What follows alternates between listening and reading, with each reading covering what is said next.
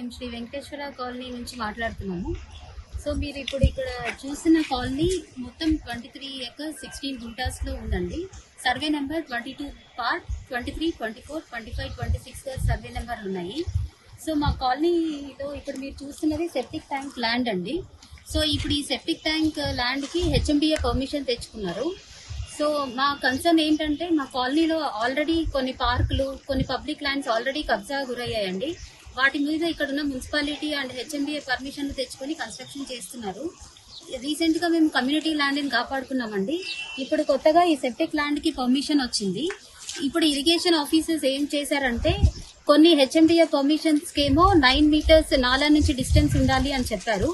ఈ specific septic tank మాత్రం 2 మీటర్ల డిస్టెన్స్ లో ఉంటే కూడా హెచ్ఎండిఏ వాళ్ళు పర్మిషన్ ఇచ్చారు. ఇలా ఆఫీసర్లు వాళ్ళు ఇష్టం వచ్చినట్టు డబ్బులు తీసుకొని ఎవరికి తోచినంత వాళ్ళు తీసుకొని పర్మిషన్స్ ఇస్తున్నారు. దీనివల్ల మా కాలనీలో ఉన్న పబ్లిక్ ల్యాండ్స్ అన్ని కబ్జా గురవుతున్నాయండి. దయచేసి ఆఫీసర్లు, ప్రెస్, మీడియా మిత్రులందరూ దీన్ని పబ్లిష్ చేసి మా ల్యాండ్ని కాపాడతారని కోరుకుంటున్నాం. Thank you.